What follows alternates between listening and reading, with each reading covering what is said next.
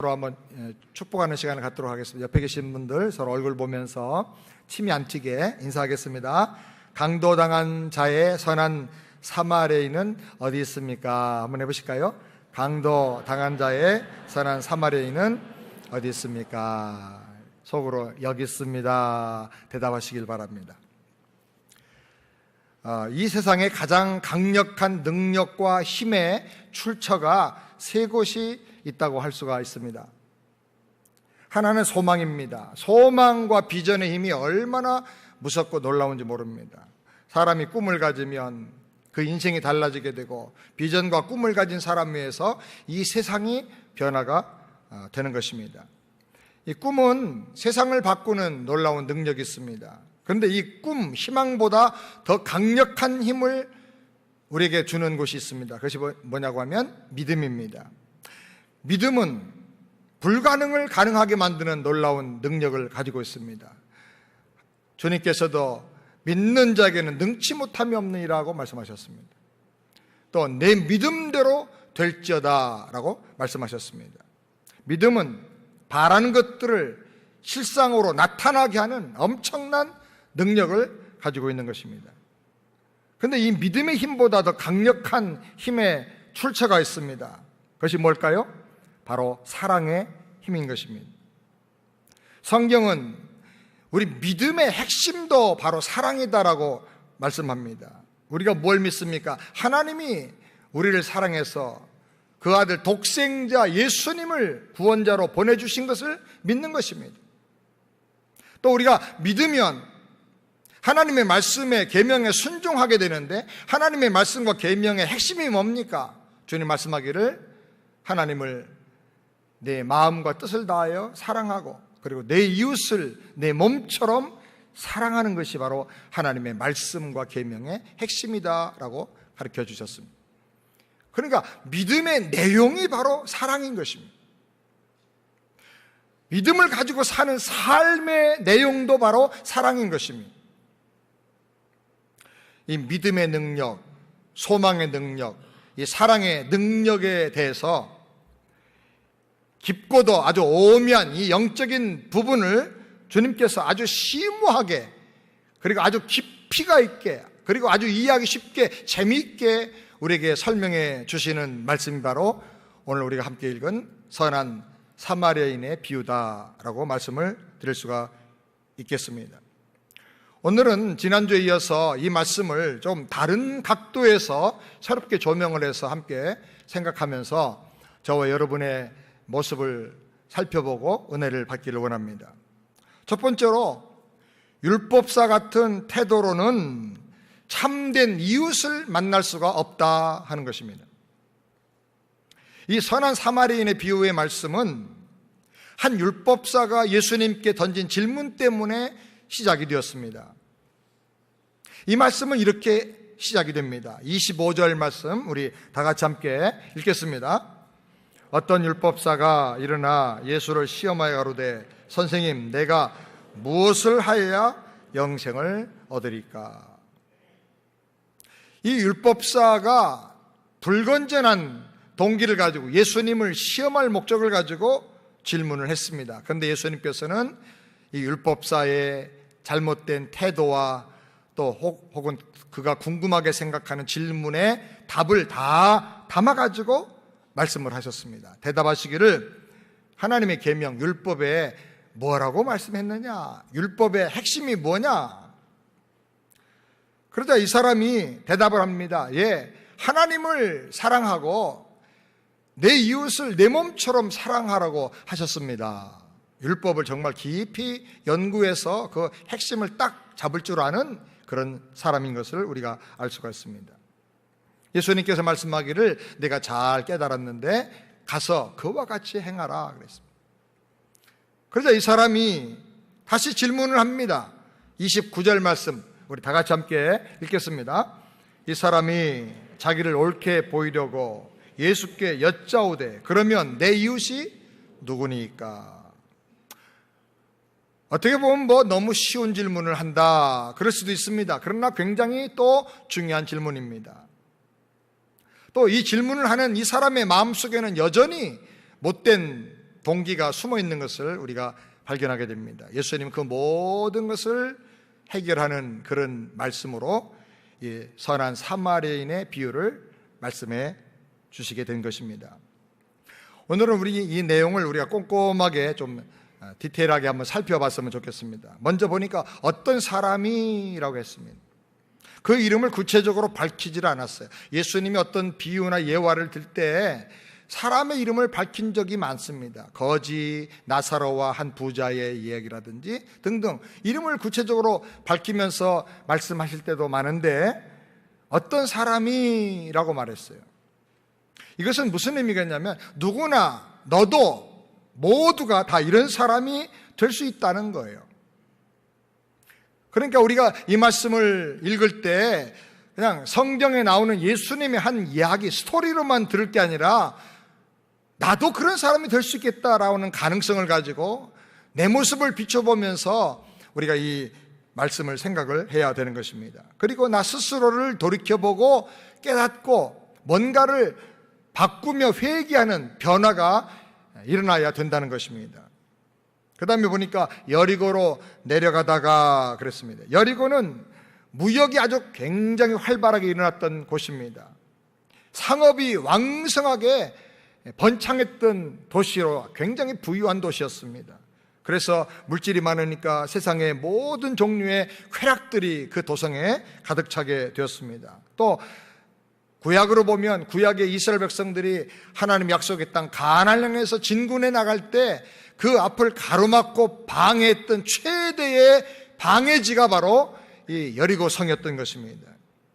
여호수아가 하나님의 능력으로 여리고 성을 다 무너뜨리고 점령한 다음에 저주하기를 누구든지 이 여리고 성을 세우려고 하면 하나님의 모든 저주가 그에게 임하게 될 것이다 라고 저주했던 성입니다.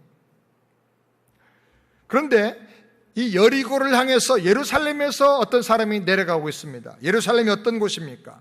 구원의 약속이 있는 곳입니다. 시온의 메시아가 와서 거기서 온 세상을 향한 구원의 역사가 이루어지게 될 것을 성경이 예언하고 있는 것입니다. 또 예루살렘은 하나님이 통치하는 곳입니다. 하나님께 예비하는 곳입니다. 그러니까 하나님의 구원이 있고 하나님의 통치가 있고 하나님을 만나서 축복받고 예배드리는 그 자리에서 세상의 물질이 번성하고 쾌락이 넘치는 곳, 하나님의 백성들이 앞길을 향해서 진군해 나갈 때 올무가 되고 방해가 되는 그 여리고를 향해서 이 사람이 지금 가고 있는 것입니다. 그래서 성경에 표현하기를 내려가다가 내려간다고 말하고 있어요. 내려간다는 말은 지역적으로 낮은 곳으로 간다는 의미도 있지만은 수도에서 어떤 통치권이 있는 그곳에서 통치받는 자리로, 멀어지는 자리로 나갈 때 내려간다, 이렇게 성경이 말을 하는 것입니다. 내려가다가 이 사람이 강도를 만났습니다. 세상에 강도를 만나기 원하는 사람은 아무도 없을 것입니다. 그런데 강도는 예고도 없이 전혀 생각 밖의 장소에서 우리에게 들이닥치는 것입니다. 모든 것을 다 빼앗아갈 뿐만 아니라 때려서 거의 다 죽게 만들었다고 말합니다. 여러분, 이 사람이 강도를 당했는데 강도 만난 사람이 어디 이 사람 하나밖에 없겠습니까? 영적으로 보면 세상의 모든 사람이 강도를 만난 인생을 살고 있습니다. 예수님 말씀합니다. 요한복음 10장 10절 우리 다 같이 함께 읽겠습니다. 도적이 오는 것은 도적질하고 죽이고 멸망시키는 것뿐이요 내가 온 것은 양으로 생명을 얻게 하고 더 풍성히 얻게 하려 함이라. 예수님 보실 때 모든 인생은 다 도적질 당하고 살고 있다는 것입니다. 흉악한 마귀에게 도적질을 당해서 생명을 잃어버리고 하나님 주신 축복을 잃어버리고 건강을 잃어버리고 기쁨을 잃어버리고 저주 가운데 살면서 점점 이 지옥의 멸망의 길로 가고 있다는 것입니다. 인생의 가장 무서운 강도는 바로 마귀인 것입니다. 인생이 영적으로 내려가는 자리에 있으면 항상 강도 만나는 인생이 될 수 있다는 것을 우리가 알아야 합니다. 사랑하는 여러분, 여러분은 어디로 가고 있습니까? 어디를 향해서 나가고 있습니까? 여러분의 인생의 방향, 지향점이 어디입니까? 어떻게 살고 있습니까? 예배의 자리로 가고 있습니까? 구원의 자리로 가고 있습니까? 하나님 은혜와 통치를 받는 그 자리로 올라가고 있습니까? 아니면 예배의 자리에서, 믿음의 자리에서 세상의 쾌락 자리로, 세상의 물질을 중심으로 내려가고 있습니까? 사랑하는 여러분, 하나님을 앙망하며 은혜의 자리로 회복되기를 주의 이름으로 축원합니다. 그리고 여기 보니까 옷을 벗겼다 그랬어요. 옷을 벗겨간 걸 보면 이 사람이 꽤 많은 물질과 부요를 누리고 살던 사람이었다는 걸 알 수가 있습니다. 입은 옷이 형편없고 걸레 같으면 그거 누가 벗겨가겠습니까? 그런데 그 옷까지도 벗겨갈 만큼 좋은 옷을 입었다는 거죠. 명품 옷을 입었는지도 모릅니다. 그런데 아무리 잘나고 아무리 돈이 많고 아무리 좋은 옷을 입고 산다 할지라도 강도 만나면 다 비참한 존재가 된다는 거예요. 버려지는 존재가 된다는 거예요. 저는 목회하다 보니까 원튼 원하지 않든 간에 다양한 분들을 만나게 됩니다. 어떤 분들은 교인으로 신앙생활 한 지 한 10여 년쯤 지난 다음에 비로소 가정 이야기를 들춰 보여주고 얘기를 하시는데요. 들어보니까 한국의 모 재벌 집안입니다. 어떤 분은 아주 굉장한 부잣집이었습니다. 그런데 강도 만났습니다. 사업이 다 망가지고 가정이 다 어려워지고 몸에 병들고 여러 가지로 문제가 생겨서 아주 힘들게 어렵게 자기 과거 모습을 드러내지 않고 이렇게 숨어서 사는 분들도 많이 있습니다. 돈이 많을 때는 사람들이 막 모여듭니다. 돈이 많을 때는 명함도 주고 자기 사진도 막 줍니다. 그런데 강도 만나고 어려워지니까 찾아오는 사람도 없다는 겁니다. 그리고 자기도 숨습니다. 여기 성경에 보니까 버리고 갔다 그랬어요. 버리고 갔다. 아무도 돌봐주지 않는 장소에 그냥 길가에 놔둔 게 아니라 어떤 시궁창이나 어떤 계곡에다가 던져버리고 나간 것입니다. 원수 마귀가 사람을 유혹할 때는요, 마치 황제가 될 것처럼 왕비가 될 것처럼 아주 신기루를 보게 하면서 유혹합니다. 그러나 일단 마귀에게 넘어가서 죄를 범하고 나면 마귀는 가차없이 떠나가 버리고 맙니다. 버리고 떠나가 버리고 맙니다. 성경에도 보니까 아담과 하와를 유혹할 때 내가 이걸 먹으면 내 눈이 밝아져. 내 눈이 밝아져 가지고 하나님같이 될 거야. 하나님같이 될 거야. 하나님같이 된다고 하니까 그냥 그 유혹과 꼬드김에 넘어가서 먹었습니다. 마귀 말에 순종했습니다. 죄를 범했습니다. 그러니까 어떡합니까? 하나님의 책망을 받고 심판을 받고 저주를 받을 때 마귀는 곁에 오지도 않습니다. 같이 하나님의 무서운 저주와 심판 아래로 떨어져 버리고 마는 것입니다. 그렇기 때문에 우리가 정신을 차리고 원수 마귀를 물리치고 대적하게 되기를 주님의 이름으로 축원합니다. 주님의 은혜를 힘입어서 모든 죄악의 유혹을 물리치시길 바랍니다.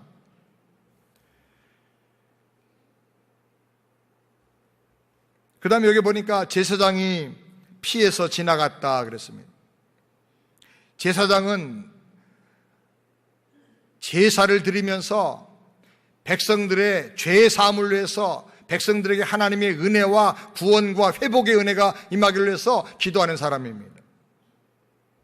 이 제사의 핵심 정신이 영혼을 구원하는 것이고 생명을 살리는 겁니다.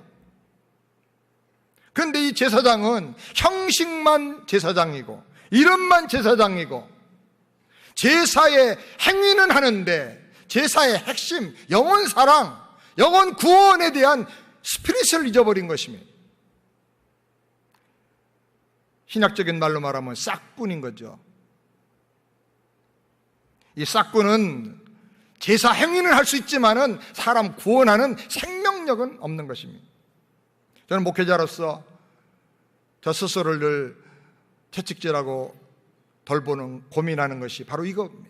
정말 한 사람의 생명을 위해서, 영혼의 구원을 위해서 나는 얼마나 기도하고 얼마나 너의 삶을 헌신하고 있는가?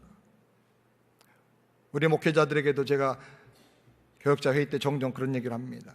교회 여러 가지 일들을 하고 사역하고 성경 공부하고 다 예배를 인도하고 찬양을 인도하고 다 좋은데 지난 주간에 몇 사람에게 가서 복음을 전했느냐? 무슨 코치같이 해라고만 하고 자기는 아무것도 안 하는 그런 영성을 가지면 영혼을 구원할 수가 없다는 것입니다. 사랑하는 여러분, 여러분은 예수 믿고 몇 명이나 위에서 기도하고 구원했습니까? 몇 명에게 복음을 전해봤습니까? 형식만 성직자고 이름만 직분자고 사람 살리는 능력은 전혀 없고 생명에 대한 관심은 전혀 없다고 하면 이거 심각한 문제가 되는 것입니다. 오늘날 이 땅에 수많은 교회들이 있지만 생명력을 잃어버린 이유가 무엇입니까? 여기 보니까 레위인도 지나갔다 그랬어요. 레위인은 성전을 관리하고 제사를 잘 드릴 수 있도록 음악을 준비하고 모든 것을 다 하는 사람들입니다. 할 일이 굉장히 많습니다. 성전을 깨끗하게 만들고 예배 드릴 수 있는 기도의 분위기를 만들고 이런 걸 다 합니다. 이벤트도 있고요, 여러 가지 해야 될 사업도 많이 있습니다. 그런데 이 모든 봉사와 이벤트와 사역의 핵심이 뭐냐? 하나님을 예배하고 영혼들이 와서 구원받고 치유를 받는 것입니다. 그런데 일에는 바빴는데 일을 위해서 이 영혼을 놓쳐버린 것, 사람을 잃어버린 것입니다. 생명을 잃어버린 것입니다. 우리 성직자들과 목회자들과 모든 교회 직분자들이 정말 우리 스스로를 돌아보고 가슴을 쳐야 될 심각한 부분이 바로 여기라고 생각합니다. 교회 직분을 주셨는데, 하나님이 거룩한 성직을 맡겨주셨는데, 생명을 구원하라고 하셨는데 정말 나는 과연 몇 명에게 복음을 전하고 그 영혼을 구원하는 삶을 살고 있는가? 우리가 나눔과 섬김을 통해서 죽어가는 영혼들을 찾아가서 복음으로 구원하고 선교하는 그런 삶을 더 집중적으로 열심히 살게 되기를 주의 이름으로 축원합니다. 이 주님의 말씀을 보면 중간 부분에 제사장이 피해 지나가고 레위인이 피해 지나갔다까지 하실 동안에 여기에 아주 중요한 도전과 질문이 하나 숨겨져 있는 것을 우리가 발견하게 됩니다. 항상 성경에 보면 제사장과 사두개인들과 바리새인들과 율법사 항상 한 줄로 한 묶음으로 늘 나옵니다. 그 당시의 종교 지도자들, 성직자들입니다. 근데 예수님께서 여기 한 율법사가 어떻게 영생을 얻을 수 있습니까? 내가 어떻게 해야 내 이웃을 어디서 만날 수 있습니까? 이웃이 누굽니까? 하고 예수님께 질문했는데 여기 예수님께서 율법사에 대한 이야기는 안 했어요. 율법사가 지나가다 그 얘기는 안 하셨어요. 근데 율법사와 동류인 같은 급인 제사장이 지나가다가 피해 지나갔고 레위인이 지나가다가 피해서 지나갔다, 그렇게 말씀하셨습니다. 여기 누가 생략되어 있느냐? 율법사가 생략이 되어 있는 거예요. 예수님께서 여기 간접적으로 도전하시면서 질문하시는 거예요. 제사장과 바리새인들과 그보다 더 전문적으로 하나님 말씀을 연구하고 가르치는 율법사가 늘 함께 이렇게 동질로 동급으로 이렇게 사역을 하는데, 혹시 너도 제사장에 지나가고 레위인도 피해 지나갔는데 혹시 너도 이렇게 살고 있지는 않느냐 하는 거예요. 만약에 내가 그런 태도로 산다고 하면 이웃을 사랑하기는커녕 이웃을 만날 수도 없다는 거예요. 이웃은 거리가 가까워서 이웃이 되는 게 아니라 내가 긍휼과 사랑을 베풀므로 이웃이 되는 것인데, 넌 지금 이웃을 어디서 찾느냐는 겁니다. 사랑하는 여러분, 만약에 우리도 율법사와 같은 태도로 산다고 하면 진정한 이웃을 만날 수가 없는 것입니다. 이 율법사는 예수님을 책잡고 시비 걸려고 했던 사람입니다. 예수님을 책잡고 시비 걸려고 따지고 드는 사람이니까, 능력 있는 그 예수님의 말씀에도 시비를 걸었으니까 보통 사람에게는 얼마나 시비를 많이 걸겠어요? 시비 걸고 따지고 옳고 그르냐 흑백을 가리고 이렇게 사는 사람에게는요 이웃이 있을 수가 없어요. 이 사람은 자기 의를 드러내려고 했다 그랬어요. 다른 사람은 다 죄인이고 다 틀렸고 나만 옳다는 거예요. 나만 의롭다는 거예요. 이 사람은 다르다는 거, 자기하고 다른 것은 항상 틀렸다고 생각하는 사람이에요. 나와 다르지만 얼마든지 더 좋은 게 있을 수 있고 옳은 게 있을 수가 있잖아요. 나만 의롭다는 거예요. 아주 흑백 논리에 빠져서 내 편 아니면 다 원수예요. 다 잘못된 거예요. 이런 마음을 가지고 살면 가정이 어떻게 평안하겠어요? 이웃은커녕 한 가족인데도 원수가 돼버리고 마는 거예요. 서로 싸우고 한 교회 안에서도 맨날 싸우는 거예요. 이민교회가 맨날 갈라지고 싸우고 분열하고 왜 그렇습니까? 성경을 몰라서가 아닙니다. 율법사 같은 그런 태도와 마음을 갖고 있기 때문에 그런 것입니다. 이 사람은 자기가 잘난 척하고 자기를 드러내려고 하는 태도를 갖고 있습니다. 여러분, 이런 사람을 누가 가까이 하겠습니까? 이런 태도로 살면 어떤 사람이 이웃이 될 수 있느냐는 거예요. 제사장도 피해 지나갔고 레위인도 부담되니까 안 보고 멀리 피해서 지나갔어요.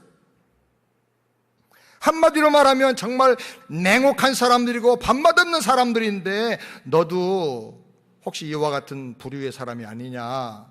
지금 예수님은 율법사에게 이웃이 누구냐고 묻는 율법사에게 너 스스로가 이웃을 다 외면하고 버리고 있지 않느냐라고 도전을 하고 계시는 거예요. 사랑하는 여러분, 하나님 말씀 거울 앞에 나를 한번 돌아볼 필요가 있습니다. 나는 어떤 사람인가? 여러분 어떤 사람이십니까? 혹시 율법사처럼 조금 아는 성경 말씀과 지식 가지고 다른 사람 정죄하고 비판하고 옳고 그런 거 항상 그것만 따지려고 그러고 자기 의의를 자기 똑똑한 것만 드러내려고 하고 그게 인생에 사는 쾌락인 것처럼 그렇게 하는 분 혹시 아니십니까? 그렇게 산다고 하면 이웃이 하나도 없어지고요, 이웃이 옆에 있어도 보이지가 않는 거예요. 이웃으로 이웃도 사랑할 수 없다면 보이는 인간도 사랑할 수 없는데 어떻게 보이지 않는 하나님을 사랑할 수 있느냐? 주님 말씀하시는 거예요. 이 율법사는 이웃이 누군지를 알면 내가 사랑하겠다고 했는데, 질문을 했는데 예수님은 너는 이웃을 보고도 이웃으로 섬길 수가 없는 사람이고 너는 이웃이 와도 너를 보면 다 떠나갈 사람이고 너도 이웃에게서 멀어지는 사람이다라는 거예요. 율법사 같은 태도를 가지고 살면 참 이웃을 만날 수가 없다 하는 것입니다. 두 번째로 참 이웃은 하나님 사랑으로 만드는 것이다.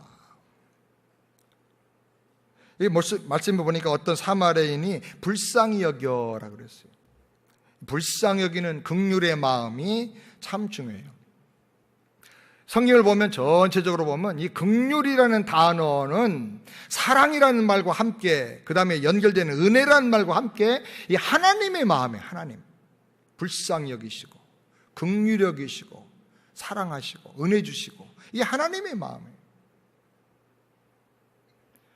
우리에게 이런 긍휼의 마음이 필요한데요, 이 긍휼의 마음을 가지려고 하면 가야 돼요. 가까이 가서 관심을 가지고 잘 살펴봐야 돼요. 근데 우린 너무너무 바빠요. 더군다나 한국 사람은 더 바빠요. 이 현대 문화는 우리를 굉장히 바쁘게 만들어요. 이 핸드폰이 나보다 머리가 더 좋아가지고 이게 스마트폰이야. 그래가지고 얘가 점점 똑똑해질수록 이걸 쓰는 나는 바보가 되는 거예요. 옛날엔 디렉션, 전화번호 다 머리로 기억했는데요, 얘가 다 기억해 주니까 이제는 나 기억 못해요. 얘 없으면 집도 못 찾아갈지도 몰라요. 또 얘는 누르면 즉각 반응이 얼마나 빨리빨리 오는지 몰라요.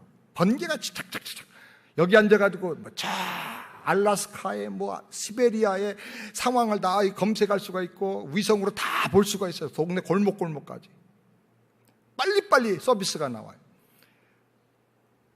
그래서 우리는 나 스스로가 천천히 음미하고 생각하는 그런 것을 잃어버리고 있어요. 점점 빨리빨리 되어버립니다. 더군다나 우리가 한국 사람 아닙니까? 제가 밥을 굉장히 빨리 먹습니다. 왜냐하면 어렸을 때 밥을 너무 많이 안 먹으니까 3분 안에 다 먹어. 애들과 아빠가 먹어. 남으면 한 숟가락 마지막 먹어. 반 공기를 한 숟가락에 담아가지고 막 억지로 넣어주고 그렇게 하셨어요. 그래서 3분 안에 밥을 먹어야 건강해지니까. 그런데 어렸을 때 그렇게 밥맛이 없고 입맛도 없고 아무것도 맛이 없는 거예요. 근데 그렇게 먹이는 훈련을 하시다 보니까 제가 밥 빨리 먹는 것이 습관이 됐어요. 군대 가면 훈련소에서 식사 시작 20초, 19초, 18초 20초밖에 안 줘요. 밥 먹는데.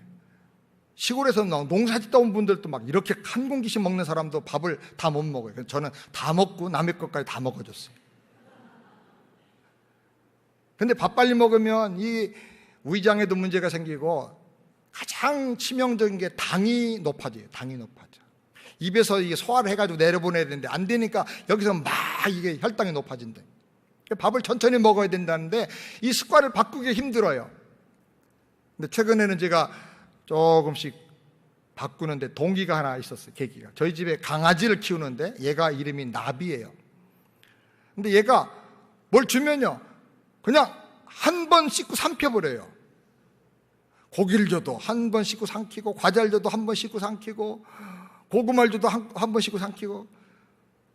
얘가 맛을 정말 느끼고 있는가? 근데 맛을 느끼긴 느끼는가 봐요. 고기를 더 좋아하는 걸 보면. 근데 얘를 보면서 제가 정말 내가 밥도 빨리 먹고 뭐든지 빨리빨리 하다 보니까 정말 맛을, 그 의미를, 그 즐거움을 음미하지 못하고 그냥 막 지나가는 게 너무 많구나. 요즘은 하나하나 좀 꼼꼼히 한번 씹어보기도 하고 한 50번 술을 세면서 50번 정도 씹고 삼키자 그렇게 하기도 합니다. 50번 씹다 보면 벌써 삼킬 필요도 없어. 다 흘러 들어가 버렸어. 우리가 여행을 가도 그렇습니다. 우르르 차에서 탁 타고 쫙 내려가지고 쫙 서가지고 사진 쫙 찍고 쫙 탑니다. 또 그래서 뭐 어디 가서 뭘 봤는지 뭐 그걸 음미하고 뭐 노래도 좀 불러보고 이럴 시간도 없이 그냥 쫙 사진 찍고 다니듯이 이렇게 바쁘게 삽니다. 그래서 우리가 어떤 사람이나 어떤 말이나 어떤 일에 마음을 담는 법을 자꾸 잃어버리고 있어요. 마음이 담아져야 돼요. 마음이 담겨야 명품이 되는 거예요. 똑같은 그림도 마음이 담겨 있다 딱 보니까 그 사람의 작가의 무슨 혼이 스피릿이 나온다. 그러면 그 명품이고 작품이다 그래요. 그냥 보고 그리는 거는 그림에 그냥 작품이 되는 거예요. 명품이 되고. 우리의 삶도 좀 이렇게 가까이 다가가서 긍휼의 마음이 좀 일어날 수 있도록 그렇게 좀 머물러서 좀 생각하고 묵상하는 그런 시간을 좀 가질 필요가 있다고 생각합니다. 여러분 성경 말씀도 마찬가지입니다. 설교도 한번 듣고 지나가지 마시고 다시 또 음미해 보세요. 요약한 것도 한번 읽어보면서 음미하고 또 내 삶에 어떻게 적응할 것인가 기도하고 묵상을 할 때 그때 하나님께서 놀라운 은혜를 줄 줄을 믿습니다. 그리고 여기 가까이 가서 그래서 가까이 가서 긍휼의 마음이 생기면 거리가 좁아져요. 그러나 무관심하고 긍휼의 마음이 없어지면 거리가 점점 멀어져 버리고 마는 것입니다. 사랑하는 여러분, 누가 힘든 일이 생기면 그냥 아무 도움을 못 주더라도 가까이 가주시기 바랍니다. 곁에 있기만 해도 큰 힘이 되고 위로가 됩니다. 힘내세요. 제가 기도할게요. 그 말 한마디가 얼마나 힘이 되는지 몰라요. 모든 목회자들이 대부분 다 많이 겪습니다만은 목회하다 보면 어려운 일도 있고 하나님 주시는 훈련과 연단도 있는데 몇 년 동안 이렇게 어려운 일을 당하고 연단을 당하다 보면 내 도움을 제일 많이 받고 내 사랑을 제일 많이 받았던 사람들이 의외로 멀어지고 뒤에서 이상한 얘기하고 근데 전혀 생각 못했던 분들이 다가와서 목사님 힘내세요. 목사님 제가 기도합니다. 그 한마디. 어떤 분은 와가지고 한참 동안 같이 있다가 일어나면서 하나님은 어떤 상황에서도 항상 최선이시더라고요. 그 말 한마디 하고 갔는데요. 그게 제 마음속에 확 박혔어요. 가까이 가는 게 얼마나 중요한지 몰라요. 사랑하는 여러분, 가야 됩니다. 가야 긍휼의 마음이 생기고 위대한 믿음도 생기고 기도 제목과 비전도 생겨나는 거예요. 지금 말리에 데니엘 킴 선교사님이 가 계십니다. 우리 교회에서 파송을 했는데 산부인과 소아과 수술의사입니다. 주변에 얘기로는 그 정도 실력이고 그 정도 의사면 여기 있으면 연봉 1년에 40만 불 이상 받을 수 있는 사람이라고 합니다. 그런데 아프리카에 가서 아이들 다 데리고 그 말리 가서 고생을 합니다. 좀 가까운 데 가라고 제가 몇 곳을 추천했는데 말리 가야 되겠대. 왜냐하니까 거기는 어린이들 수술해 주는 의사가 한 명도 없대. 자기밖에 없대. 이제 자기가 처음 간다는 거예요. 그래 간 거예요. 그런데 이 사람이 많이 사역을 잘하니까 지금 IS 이슬람 테러 분자들이 이 사람의 이름을 적어놨어요. 타겟으로 삼고 있는 거예요. 그 첩보가 입수돼 가지고 선교 지도자들이 다 불러서 유럽에서 프랑스 독일에서 들어가지 말아라 그리고 기도해 줬어요.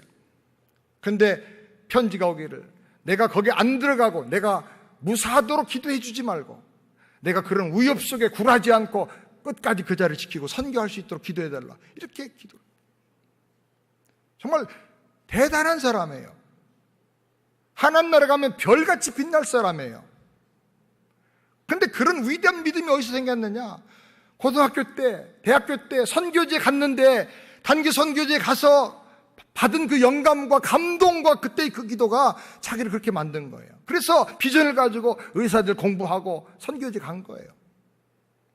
사랑하는 여러분, 이번에 우리가 단기 선교를 여기저기 많은 곳을 이렇게 선정을 해서 가게 됩니다. 가십시오. 가서 기도해 보십시오. 현지의 땅을 밟아 보십시오. 그럼 하나님께서 여러분에게 놀라운 비전도 주시고 은혜를 반드시 주실 줄을 믿습니다. 그 다음에 여기 보니까 기름과 포도주를 그 상체에 부었다 그랬어요. 기름과 포도주는 그 당시 여행하는 사람들이 반드시 가지고 다니는 하나의 필수품입니다. 우리가 누굴 도우려고 하면 약간의 물질의 희생이 필요합니다. 여기 기름은 약일 수도 있어요. 연고처럼 상체에 바르기도 하고요. 또 영적으로는 성령의 은혜를 말할 때 기름으로 말하기도 해요. 기름을 바르며 기도하라 야고보서에 말씀을 했어요. 또 여기 포도주는 알코올 성분이 있기 때문에 어떤 부분에 소독약이라든지 그 밖에 약이 될 수가 있습니다. 그런데 영적으로는 어린 양의 피, 예수님의 보혈을 상징하기도 합니다. 복음을 상징하는 것이죠. 어떻게 해서 가든 간에 우리가 가서 물질을 주든지 아니면 약을 주든지 아니면 예수 그리스도의 십자가의 복음을 전하든지 아니면 기도해서 성령의 기름 부으심의 역사가 나타나든지 간에 다가가서 발라주고 회복시켜주고 나눠주고 섬겨주라는 것입니다. 그래서 회복되는 역사가 나타나야 되는 것입니다. 이 사람에게 기름을 바르고 포도주를 바른 후에 주막으로 데리고 갔다 그랬어요. 쉴 수 있는 곳이고 치유와 회복이 일어나는 곳이고 그를 또 도적으로부터 보호해 줄 수가 있는 곳입니다. 이 땅에 이런 주막 같은 곳이 어디일까요? 우리 가정이 그런 곳이 되기를 바랍니다. 그리고 우리 교회가 바로 이 세상의 주막 같은 곳이 되어야 합니다. 지나가는 어떤 사람이든 다 와서 쉴 수 있는 곳이 되어야 됩니다. 교회가 치유를 주고 안식을 주고 회복을 줄 수 있는 곳이 되어야 합니다. 교회에서 영적으로 마귀에게 공격받고 마귀로부터 시달림받는 수많은 사람들이 보호받고 구원받는 곳이 되어야 할 줄을 믿습니다. 우리 새안교회가 이런 치유가 일어나는 교회가 되기를 우리 함께 기도해야 될 줄 믿습니다. 그리고 이튿날 떠나면서 치료를 부탁했습니다. 이 사람이 이튿날 떠난 걸 보니까 굉장히 바쁜 사람입니다. 그런데 내가 끝까지 다 도와줄 수 없지만 할 수 있는 데까지 그는 최선을 다했어요. 어떤 사람은 성격이 너무나 완벽해가지고 내가 시작했으면 내가 다 끝내야 된다고 생각하는 사람이 있어요. 그래서 내가 다 끝낼 수 없다고 하면 손을 안 대버려요. 그러다 보니까 이 세상을 살면서 수많은 사건과 수많은 사람을 만날 때 방관자로 있는 거예요. 내가 다 못 끝낸다는 거예요. 끝까지 책임 못 준다는 거예요. 그러니까 아예 손 안 대겠다는 거예요. 냉소주의자가 돼버리고 마는 거예요. 근데 여러분, 인생과 사역은요, 미완성입니다. 내가 다 끝내는 거 아닙니다. 저도 제가 목회하지만 세안교회와 복음전도 사역 제가 다 끝내는 게 아니고, 저는 심고 자라게 하신 건 하나님이시고 나중에 또 거두는 투수꾼이 또 있을 것입니다. 우리는 징검다리 하나를 놓는 거예요. 그 다음 사람이 내가 놓은 징검다리 위에서 또 다른 하나의 돌을 놓고 그러면서 계속 역사와 함께 어떤 일이 이루어져 나가는 것입니다. 그렇기 때문에 여러분, 다음으로 미루지 말고 그런 기회가 있을 때 내가 할 수 있는 만큼 최선을 다할 수 있는 우리가 되기를 바랍니다. 그 다음에 내가 다시 오겠다 그랬습니다. 다시 올 때 내가 더 들어간 비용을 갚아주겠다 그랬어요. 버려두지 않고 끝까지 챙겨주고 돌봐주는 것입니다. 우리가 그동안에는 유스그룹을 중심으로 해가지고 전사님들이 여름방학 때 한 해는 멕시코로 가고 한 해는 또 니카라과에 가고 또 한 해는 에콰도르의 산마을에 가고 이러면서 여기저기를 다 선교를 떠돌아다녔습니다. 선교, 좋은 선교죠. 그런데 이렇게 하니까 열매가 별로 없어요. 에너지가, 영적인 것이 축적이 안 돼요. 그래서 언젠가부터 우리가 집중적인 선교를 하자. 그래서 IT에 유치원을 건축을 하고 매년 거기 가서 전도하고 마을을 복음화하고 어린이들을 가르치고 하니까 유치원이 발전하고 교회가 발전하고 지역이 달라지고, 유치원으로 세웠는데 그 유치원이 유치원 졸업한 아이들이 다른 데 학교 안 가겠다고, 여기서 계속 공부하겠다고 하니까 국민학교까지 돼버렸어요. 근데 국민학생이 지금 100명 정도가 거기서 공부를 하고 있다 그래요.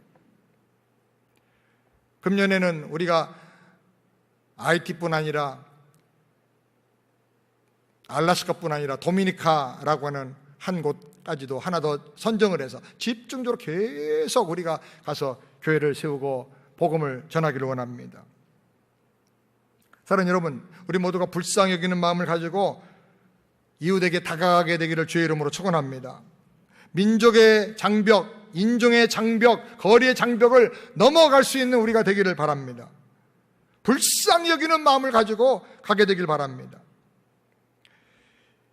이 말씀을 잘 우리가 묵상을 해보면 이 율법사의 질문에 대한 예수님의 답이 여기 숨겨져 있는 것을 발견하게 됩니다. 누가 내 이웃입니까? 하고 물었습니다. 예수님은 여기서 답을 주십니다. 이웃은 긍휼의 마음을 가지고 다가감으로 만들어지는 사람이다. 이웃은 있는 게 아닙니다. 가까운 거리에 있는 사람이라고 이웃이 되는 게 아니라 긍휼의 마음을 가지고 사랑의 마음을 가지고 다가가서 섬길 때 이웃이 만들어진다는 거예요. 이웃은 누구냐에 따라서 되는 게 아니라 나의 마음의 태도에 의해서 결정이 된다는 겁니다.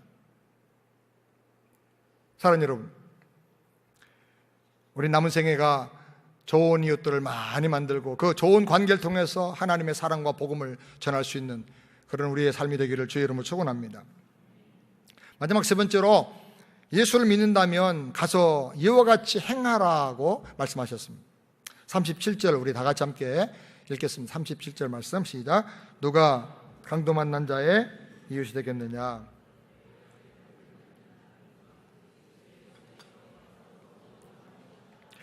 예수님 말씀하셨습니다. 가서 너도 이와 같이 하라.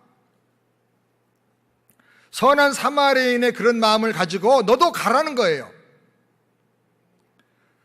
혹시 여러분들은 매년 목장에 새로 편성될 때 한 번도 대화 안 해본 사람, 내가 잘 모르는 사람, 얼굴 보니까 성격이 좀 있어 보이는 사람, 누군지 모르지만 이런 분이 우리 목장에 올 때 부담스럽고 거북하게 생각이 되십니까?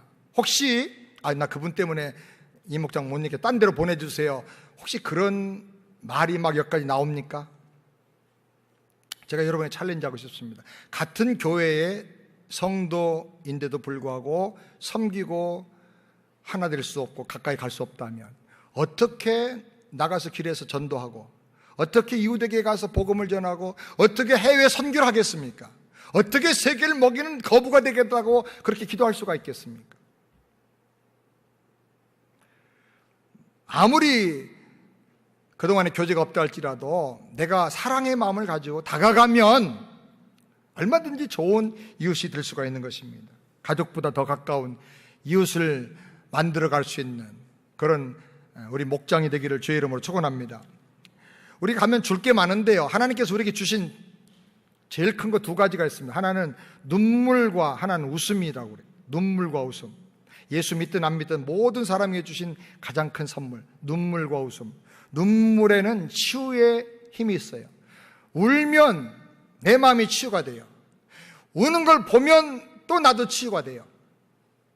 또 웃음에는 그 사람을 행복하게 만들고 건강하게 만드는 힘이 있어요. 사람이 기쁘고 행복할 때 몸 밖으로 나오는 행동이 있는데 그게 뭐냐면 웃음이에요. 어떤 사람 말하기를 사람의 마음속에는 오직 그 사람만이 켰다 끌 수 있는 행복 스위치가 있다. 그게 바로 웃음이다. 혹시 여러분, 내가 지금 불행하고 내가 좀 우울하고 내 주변에 좋은 사람들이 하나도 없고 좋은 이웃이 없다고 생각됐습니까? 그렇다면 혹시 한번 돌아보시기 바랍니다. 혹시 내가 내 마음에 이 행복 스위치를 꺼버리고 있지는 않은가? 행복은 누리는 것이고 불행은 버리는 거예요. 소망은 쫓아가는 것이고 원망은 잊어버리는 거예요. 기쁨은 참는 것이고 찾는 것이고 슬픔은 견디는 거예요. 가족은 살펴주는 것이고 이웃은 만들고 서로 나누는 것입니다. 우리가 서로 나눌 때 좋은 이웃이 될 수가 있는 거예요.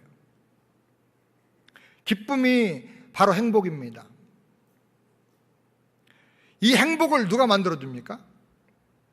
물론 하나님의 은혜지만 그것을 마중물로 받아서 내가 내 마음속에서 부지런히 퍼올려야 됩니다. 사랑하는 여러분, 여러분 마음속에 있는 이 행복의 스위치, 행복 스위치를 켜보시기 바랍니다. 여러분 마음에 기쁨을 누리고 그리고 주변 사람들에게 이 기쁨을, 웃음을, 그리고 힘들어하는 사람에는 같이 가서 울면서 눈물을 선물로 주시길 바랍니다. 금년 새해에 어떤 분이 저에게 카톡으로 선물을 보냈는데 제가 가장 큰 행복의 선물 5통을 보내드립니다. 무슨 통이 5개인가 그랬더니 첫 번째, 건강과 행복이 넘치도록 해주는 운수 대통을 보냅니다. 좀 그렇다 하겠더니 두 번째, 하는 일마다 막힘없는 만사 형통을 보냅니다. 세 번째, 닫힌 마음의 문을 열어주는 의사소통을 보냅니다. 네 번째로, 항상 기쁘게 웃으면서 살 수 있는 요절복통을 보냅니다. 그리고 자주 인사하고 먼저 안부 전하는 전화 한 통을 보냅니다. 이분이 매주마다 저한테 카톡을 보내요. 어떤 때 정말 깔깔거리고 웃을 수 있는, 요절복통할 수 있는 유머도 보내줘요. 그래서 점점 멀리 있는 분이지만 굉장히 매일 얼굴 보는 것처럼 가깝게 느껴지는 것을 제가 경험하게 됩니다. 스탠리 템이라고 하는 분이 지금 많은 사람들에게 아주 유명해져 있는데 미국의 사업가입니다. 고등학교를 졸업한 다음에 20살에 사업을 시작했는데 완전히 실패했습니다. 크게 낙심하고 기도했는데 그때 하나님께서 그 마음에 말씀하시더랍니다. 네가 사업에 실패했다고 실망할 필요가 없다. 너의 사업을 나에게 주면 내가 더 크게 성공시켜 주겠다. 하나님 그 마음에 그렇게 말씀하시더래요. 그래서 그가 기도하면서 하나님 앞에 서야 그랬습니다. 하나님, 만약에 제 사업을 성공시켜 주신다면 제가 할 수 있는 모든 방법을 다 동원해서 하나님을 높이고 하나님께 경의를 표현하겠습니다. 그리고 돈을 박박 긁어서 $37를 가지고 사업을 시작을 했답니다. 사업이 점점 잘 풀려나갔습니다. 결혼하고 돈도 벌고 집도 장만하고 딸도 넷이나 두었습니다. 그러던 어느 날 하나님께서 그가 하나님 앞에 드렸던 기도를 다시 생각나게 하셨어요. 1952년에 선교지로서 한국, 어려운 나라 한국에 갔는데 한국에 가서 아침에 숙소에서 기도하는 중에 하나님께서 그 마음에 이렇게 말씀을 하셨어요. 그가 영혼들을 위해서 기도하는데, 하나님, 제가 더 위대한 일을 하고 싶은데 뭘 할까요? 제가 지금보다 선교를 2배나 더 열심히 많이 할까요? 그렇게 기도하는데 하나님이 마음에 감동을 주시면서 이렇게 말씀하시더랍니다. 내게 구하라. 그러면 내가 열방을 유업으로 너에게 주리니 내 소유가 땅끝까지 이르리라. 시편 2편 8절의 말씀을 그에게 주셨답니다. 그래서 그는 그 자리에서 그 말씀을 믿음으로 받고 기도했습니다. 하나님, 제게 열방을 주옵소서. 그러면 제 수입의 51%를 하나님께 드리고 하나님을 저보다 더 소유가 많은 저희의 시니어 동업자로, 제가 파트너로 모셔드리겠습니다. 그렇게 한 다음에 그 사업이 이상하게 번창하기 시작하더래요. 그때 예수님께서 어느 날 그 마음에 또 이렇게 말씀하셨습니다. 스탠리, 이 세상에서 제일 값진 게 뭐냐? 영혼을 구원하는 거죠. 그래, 스탠리, 앞으로 100년이 지난 다음에도 영혼이 없어지지 않고 크게 남는 것이 가장 큰 것이 뭐지? 영원한 것에 투자하는 거죠. 하나님 나라를 위해서요. 그러면 너의 그 모든 사업을 나에게 주지 않겠니? 주님, 제가 이미 51%를 주님께 다 드렸는데요. 그래, 스탠리, 그러나 나는 너를 위해서 하늘의 영광과 보좌를 다 버렸고 너를 위해 십자가에서 내 모든 물과 피와 생명까지 다 아낌없이 주었단다. 그런데 너는 너의 그 사업을 나에게 줄 수 없니? 나를 그렇게 사랑한다면 그렇게 할 수 없겠니? 내가 이렇게 말하는 것은 곧 썩어서 없어질 사업을 영원한 보물로 만들어 주려고 하는 것이다, 이렇게 말씀하셨대요. 그래서 스탠리가 그 자리에서 주님 감사합니다, 제가 깨달았습니다, 제 모든 것을 다 드리겠습니다.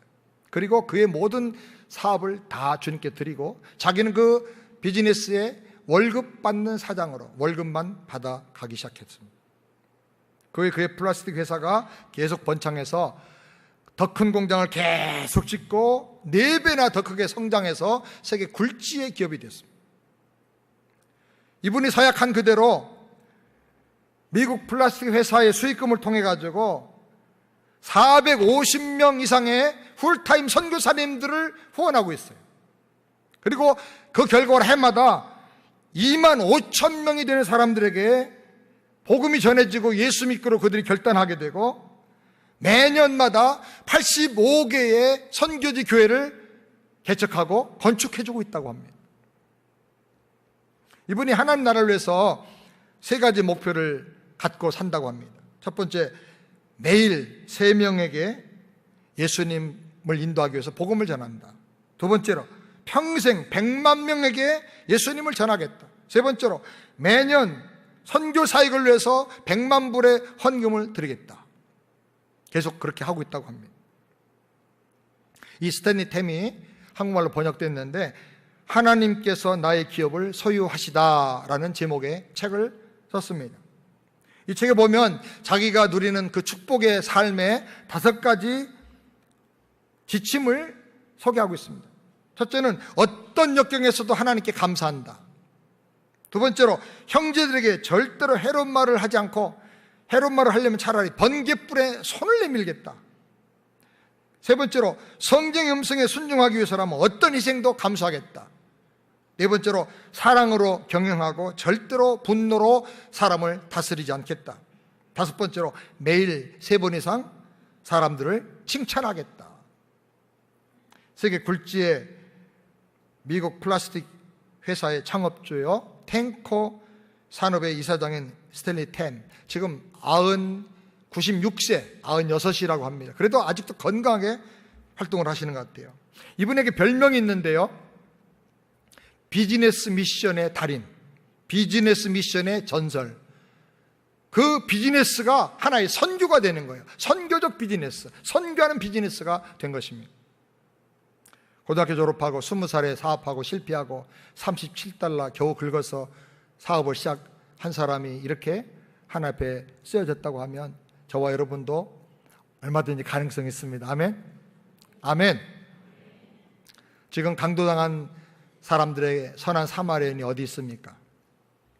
저와 여러분이 주여 저를 써주시옵소서 하고 헌신하게 되길 바랍니다.